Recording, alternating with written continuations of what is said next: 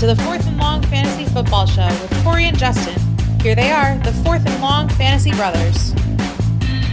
Welcome to episode 13 of the Fourth and Long Fantasy Football Show. My name is Corey, and I'm here with my actual brother, Justin. Hello, this is Justin. Episode 13 coming in fast. Justin, we have a couple of tight ends with a couple of big deals. Talk to me about Kittle and Kelce. Yeah, I wanted to start the show off by kind of talking about those big extensions that came through for George Kittle and Travis Kelce. Let's start with Kittle's extension.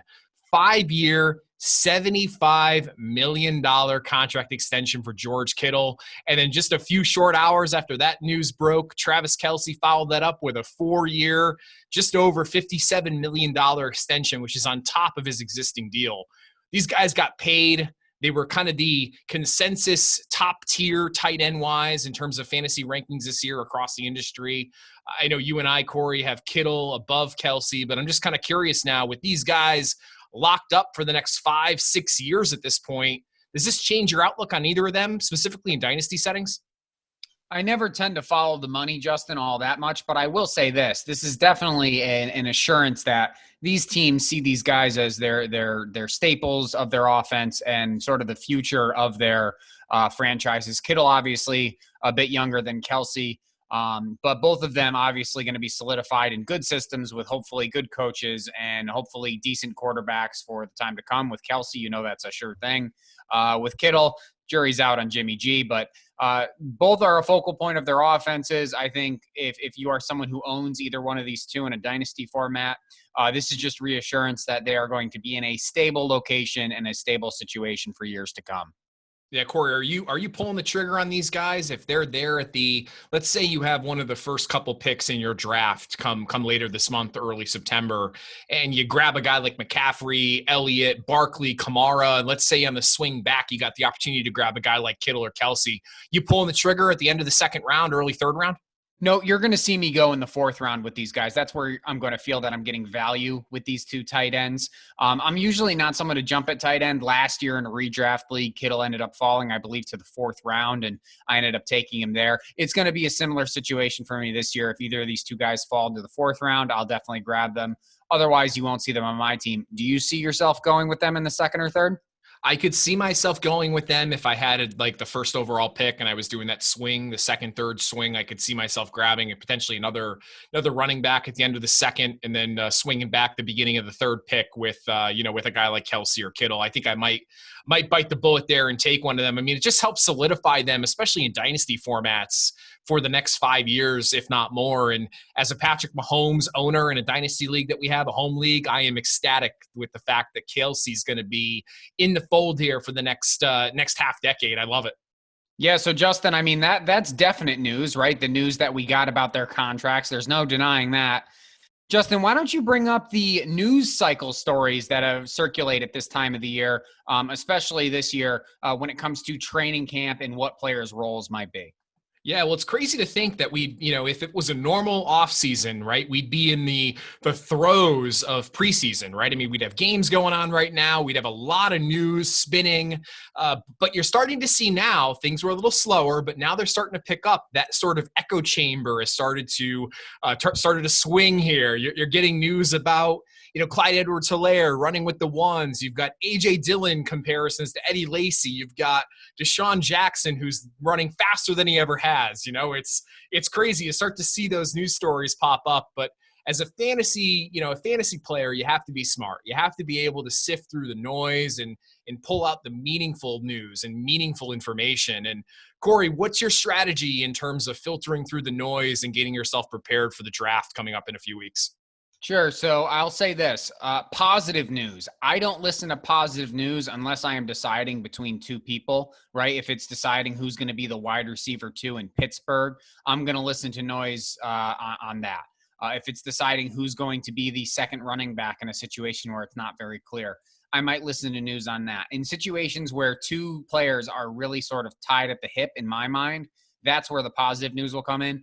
Otherwise, I don't want to hear about how good someone's looking or how great someone's picking up the playbook, because a lot of that is usually not necessarily true. It's usually just strategy to pump them up or just get information out there. But I'm not listening to positive. What I do listen to, Justin, is the negative. So if you start to hear some leaks coming out of camp where you're hearing that so-and-so isn't picking up the playbook, or so-and-so isn't running up to speed, or we don't know what their role is going to be, that's the type of stuff that you really want to be tuned into and start to realize like, ooh, okay, maybe there's something to pay attention to here. How about you, Justin?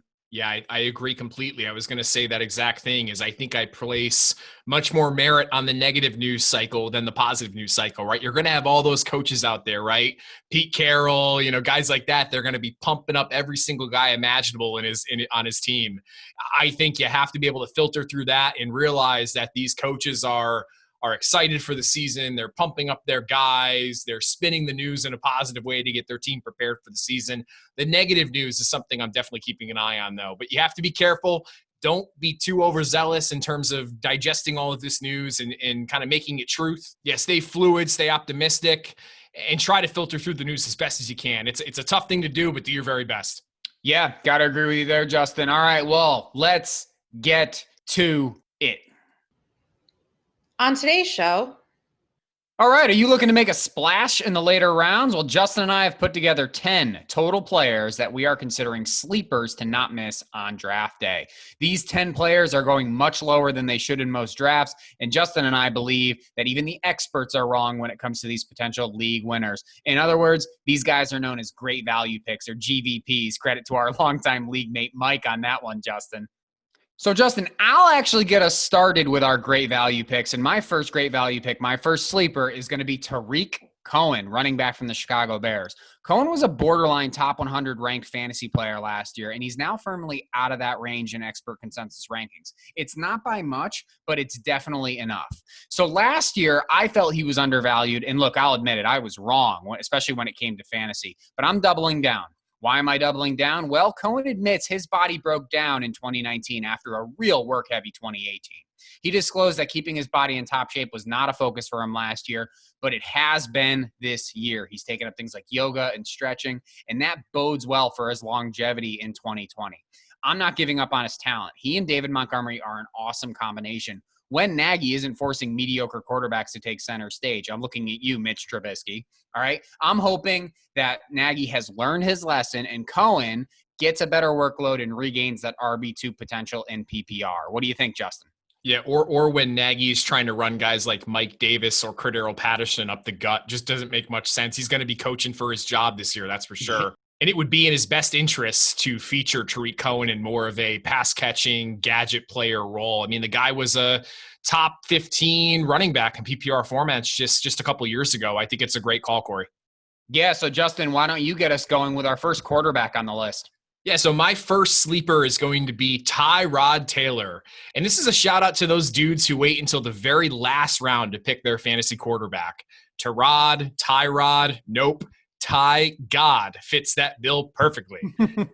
The guy is quarterback 29 on Fantasy Pros ECR right now, so he is free at this point. There's a few things I really like about Ty God this season. Number one, the Chargers have a ton of offensive weapons. You look at Keenan Allen, Mike Williams, Hunter Henry, Austin Eckler. They've got some legit talent at some of the most important skill positions on the team. Number two, his rushing upside. People forget about this. Rushing upside is so incredibly valuable for a fantasy football quarterback. And Tyrod has legit 600, potentially plus rushing yard upside with a couple scorers sprinkled in there as well. Number three, Anthony Lynn, the head coach for the Chargers, coached Tyrod back in his Buffalo days. So there's that familiarity there back in 2015 and 2016. And number four, we typically don't like to project opposing defenses and how they'll look the next season. But I tell you what, man, the Chargers' opening schedule looks light and really favorable for quarterbacks. They have games against the Bengals, the Chiefs, the Panthers, the Bucks, the Jets, the Jags, and the Raiders, all before their Week 9 bye. Now, am I convinced that Tyrod's going to be the starter for the entire season for the Chargers? I'm unsure, especially with Justin Herbert in the fold, the first-round pick of the Chargers this past year. But I think Tyrod is the perfect quarterback to snag with the last overall pick in your draft, and then you search the wire for that Patrick Mahomes, Lamar Jackson lotto ticket that you can replace him with come midseason. Justin, I like that. I like that you're really going in on Tyrod here. I think he has a tremendous amount of upside. You won't see me taking him. I appreciate the sleeper prediction there. I don't know if I'm bold enough to believe in Tyrod Taylor again, but I like the points you made, and I can't necessarily disagree with them. Hey man, to each his own, right? That's how it is. Why don't you get us started with your next sleeper, Corey? Yeah, will do. So my next sleeper is going to be someone who I just think is oozing with talent, and he's a running back, and it's Kerryon Johnson. Now, I'm going to list off some players here. Kareem Hunt, Marlon Mack, Tevin Coleman, and Phillip Lindsay. Remember those names for later. They're all presumptive fantasy number twos on their own team, and so is Kerryon. But should he be? Right? We've been given no indication that Swift is ready to take the early work from him. Remember how we talked about earlier about the echo chamber and listening to negative info? This past weekend, news came out that the coaching staff said, and I quote, "We're not sure what Swift's role is going to be." That's not good news, folks. It's a dangerous assumption to assume that he's going to be taking a lot of the load away from Kerryon. Look, health concerns never tend to scare me off. Why? Because everyone in football is an injury risk. Kerryon has been hit with some bad injury luck, and I'm willing to buy and hope his luck changes. So let's go back to those four players I named earlier, Justin. Hunt, Mack, Coleman, and Lindsay, all number twos, all with presumably better talent in front of them on their own roster. And they're going ahead of Kerryon. Not me, Justin. I'm in on Kerryon as a nice pick before these guys. Yeah, Corey, you know that I've been a fan of Kerryon since he came out of Auburn a couple of years ago. The dude's just got to stay healthy. That's really what it comes down to. Yeah, Justin, and I'm hoping that this is the year that will in fact happen. So why don't you get us started with our first wide receiver sleeper, Justin? Yeah, so my next sleeper on this list, or great value pick, is going to be Paris Campbell from the Indianapolis Colts. Everyone's talking about T.Y. Hilton, Michael Pittman, the new shiny running back toy and Jonathan Taylor, but Campbell seems to be the odd man out, left out of that conversation completely. He's a second-year wideout for the Colts. He was a second-rounder last year out of Ohio State. He really was a jack-of-all-trades sort of gadget player who really blossomed in his senior season for the Ohio State Buckeyes. He was a player I really liked last year coming out of college. He had elite-level bursts, and he had the ability to separate in the short field. He got open. He was really known for getting open in a lot of the short to intermediate routes in his collegiate career. Now, in his rookie season, he did struggle with injuries. He split time with Zach Pascal and Chester Rogers, and his injuries actually allowed the Pascal breakout. You probably remember Zach Pascal kind of being one of those breakout guys last year, put up 600 yards and 5 TDs. Well, enter Phillip Rivers, right? Rivers afforded Keenan Allen from the Chargers some of the most successful seasons in Los Angeles out of the slot. I think Campbell should have the slot role all to himself here in Indy. My expectation is a Deebo Samuel-esque role in this offense.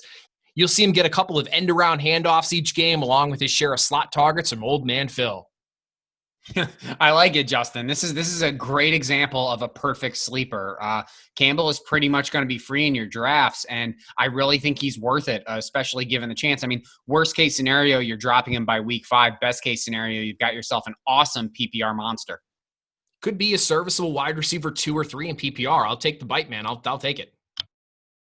Yeah, Justin. So let's move forward and let's talk about my next sleeper, and it's another running back. One we don't have to talk a lot about because I think it's pretty simple. It's J.K. Dobbins, the rookie runner from Baltimore.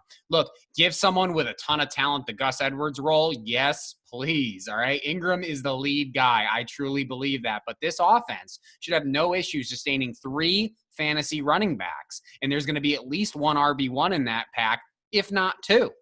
There's not much more to say about this, Justin, just that it's a mouth-watering talent and a mouth-watering situation. You think I'm too high on Dobbins, or do you like this call? I don't think you're too far off there, Corey. I like Dobbins' talent a lot. It reminds me a lot of the situation Nick Chubb found himself in his rookie season, right? Came into Cleveland with an established veteran presence in Carlos Hyde, but by week 6, 7, 8, it was the Nick Chubb show, and he has not looked back ever since.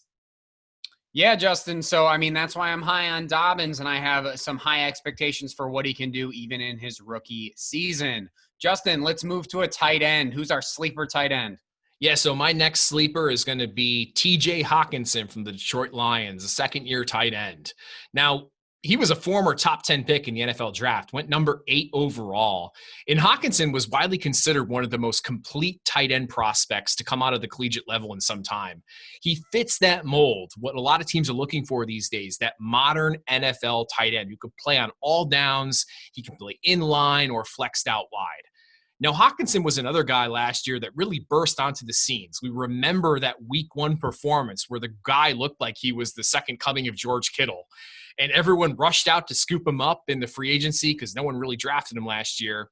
But he was really quiet from then on after that week 1 burst. We saw the potential, though. We cannot forget that we saw the potential upside that Hockenson has. We hear it all the time with tight ends, right? It takes a while for them to develop in the NFL, and most don't truly break out until their second, third, or even fourth season. Well, here it is, boys and girls. TJ is currently ranked as the tight end 12 to 16. He's kind of in that 12 to 16 high tight end 2 range. Would you be surprised at all if he was a top 5 tight end come season's end? I would not.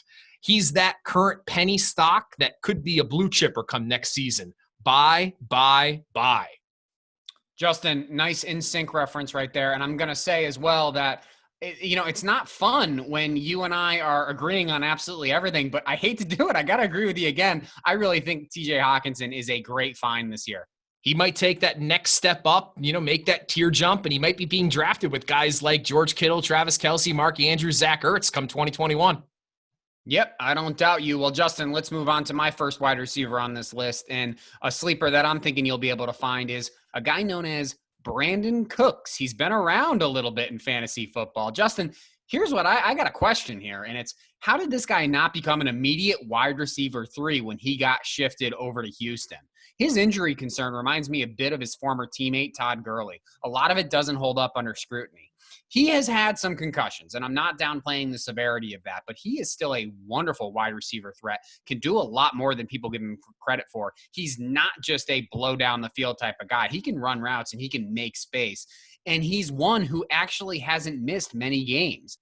I know he hasn't lasted long in places, and that really does seem like a red flag to people, but I'll say this, right? At the same time that he's been moving almost every year, he's found success in every location he's landed in. So I see Houston as just one more of those locations where he's going to find some success. Corey, Brandin Cooks was one of those guys that I listed on the 5 players that I will own segment that we had back a couple episodes ago. I like it, man. He's being undervalued. I think the injury concerns are being a bit overblown, but not surprising. I think he's going to be a great value come this year. So I'm going to go right into my next guy here, and that's another wide receiver, and that's Anthony Miller from the Chicago Bears.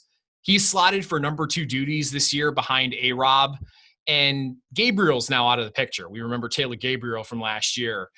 I've liked this guy since he came out of Memphis a few years back. He broke out as a rookie. It's 7 touchdowns in his rookie season.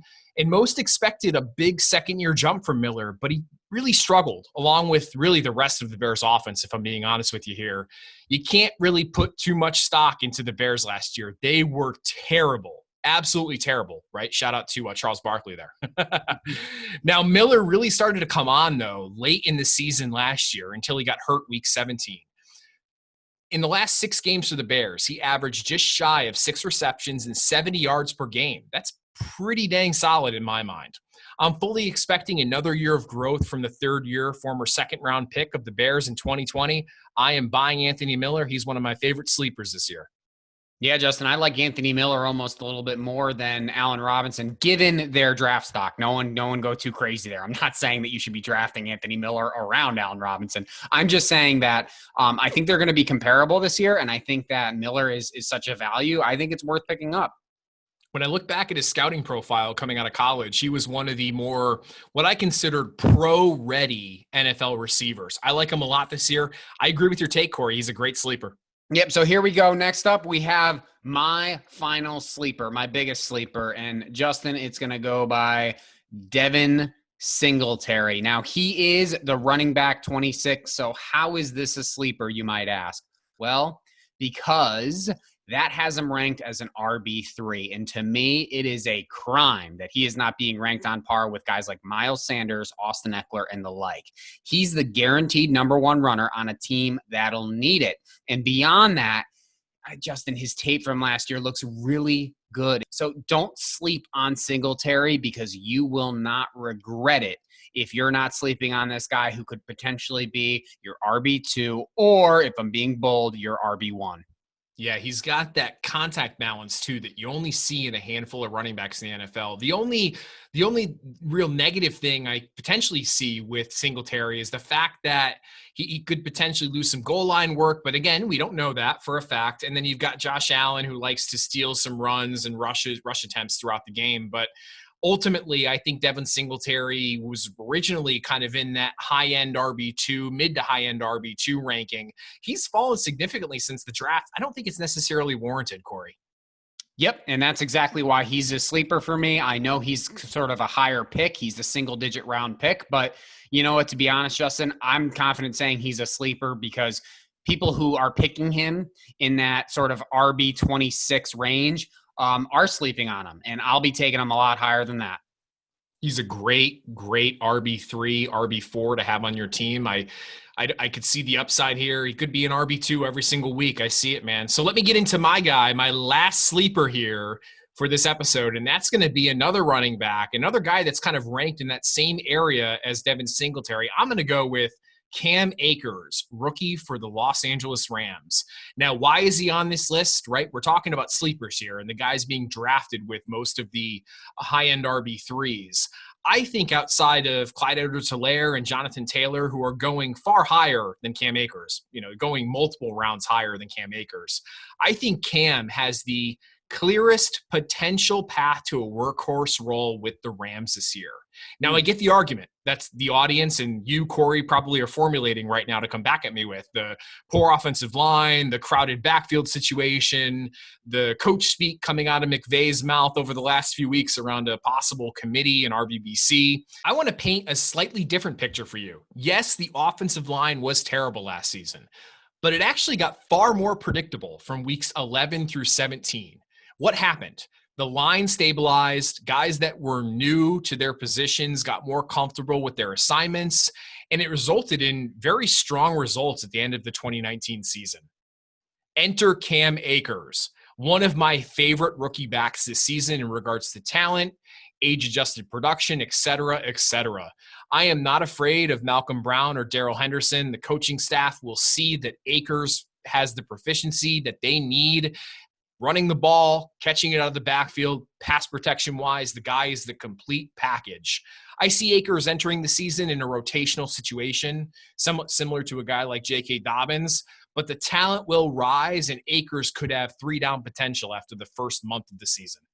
Justin, you might be convincing me. You might be pulling me to your side. I'm still wary. I'm still not fully convinced on Cam Akers, but darn, you sure do make a convincing argument. That's for sure.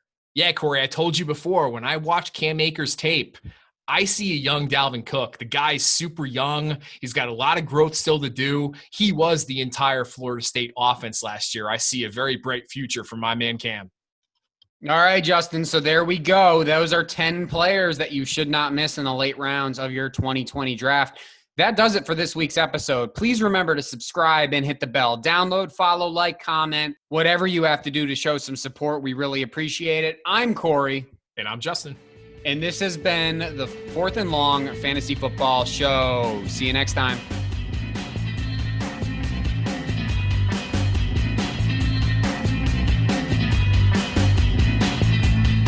Royalty-free music courtesy of Ben Sound. The views and opinions expressed on today's episode are that of the Fourth and Long Fantasy Football Show. Remember to like and subscribe.